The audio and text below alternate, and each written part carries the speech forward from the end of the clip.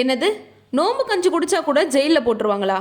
2026 முதல் 4 மாசத்துல மட்டும் இந்தியாவில் முஸ்லிம்களுக்கு எதிராக நடந்த கொடுமைகள் இப்போ ஒட்டுமொத்த உலகத்தையும் அதிர வச்சிருக்கு. இதை பத்தி தெற்காசிய நீதி பிரச்சார அமைப்பு வெளியிட்டிருக்க அதிர்ச்சியூட்டும் ரிப்போர்ட் பத்தி தான் இன்னைக்கு நம்ம பார்க்க போறோம். ஆமாங்க, இந்தியா துன்புறுத்தல் கண்காணிப்பு அப்படிங்கிற பேர்ல ஒரு ரிப்போர்ட் வெளியாயிருக்கு. அதுல இந்த 2026 ஜனவரியில இருந்து ஏப்ரல் வரைக்கும், அதாவது வெறும் 4 மாசத்துல 8 மாநிலங்கள்ல இந்து தீவிரவாத குழுக்களால 2 பெண்கள், ஒரு சிறுவன், 65 வயது முதியவர்னு குறைஞ்சது 13 முஸ்லிம்கள் வெறுப்பு குற்றங்களால கொடூரமா கொல்லப்பட்டிருக்காங்க. இதுல கொடுமை என்னன்னா, கும்பல் வன்முறையால கணவனை இழந்த ஒரு பெண் தாங்க முடியாம தற்கொலை பண்ணிக்கிட்ட சோகமும் நடந்திருக்கு. இந்த லிஸ்ட்ல பீகார் மாநிலத்துல தான் அதிகபட்சமா 4 கொலைகளும் ஒரு தற்கொலையும் நடந்திருக்கு.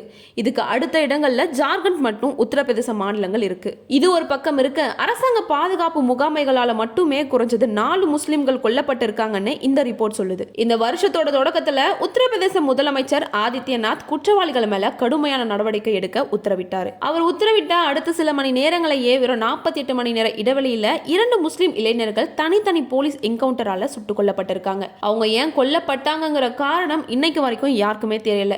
இதே மாதிரி தான் ஜம்மு காஷ்மீர்லயும் இந்திய ராணுவத்தால ஒரு முஸ்லிம் இளைஞர் சர்ச்சைக்குரிய என்கவுண்டரால கொல்லப்பட்டிருக்காரு. டெல்லியிலேயே ஒரு முஸ்லிம் நபர் காவல்துறையினரின் கொடூரமான சித்திரவதையால லாக்அப்லயே இறந்திருக்காரு. இப்போ நிலைமை எப்படி போயிட்டு இருக்குன்னா, முஸ்லிம்கள் தங்களோட மத நம்பிக்கையை சாதாரணமா வெளிப்படுத்தினா கூட அதை ஒரு குற்றமா பார்க்குற போக்கு பயங்கரமா அதிகரிச்சிருக்கு. ரம்ஜான் வழிபாடுகளில் ஈடுபட்டதுக்காகவும் பிற மத சடங்குகளில் கலந்துகிட்டதுக்காகவும் மட்டுமே 40க்கும் மேற்பட்ட முஸ்லிம்கள் கைது செய்யப்பட்டிருக்காங்க. உத்தரப்பிரதேசத்தோட முகமது காஞ்ச் கிராமத்துல ஒரு காலியான வீட்டுக்குள்ள வெள்ளிக்கிழமை தொழுகை நடத்தினாங்கன்னு 12 பேரை அரெஸ்ட் பண்ணிருக்காங்க. அதை விட கொடுமை, கங்கை நதியில படகுல போய்கிட்டே ரமலான் நோன்பு கஞ்சி குடிச்சதுக்காக 14 முஸ்லிம் இளைஞர்களை பிடிச்சு ஜெயில போட்டிருக்காங்க. இன்னொரு பக்கம் வாக்காளர் சிறப்பு தீவிர திருத்த பணி, அதாவது SIR மூலமா முஸ்லிம்களோட ஓட்டுரிமை பறிக்கப்படுது. 13 மாநிலங்கள்ல 5.6 கோடிக்கும் அதிகமான வாக்காளர்கள் லிஸ்ட்ல இருந்து நீக்கப்பட்டிருக்காங்க. இதுல பெரும்பாலானவங்க முஸ்லிம்கள் தான். குறிப்பா மேற்கு வங்கத்துல நீக்கப்பட்டவர்கள்ல 34% பேர் முஸ்லிம்கள். பிரதமர் மோடி, உள்துறை அமைச்சர் அமித்ஷா,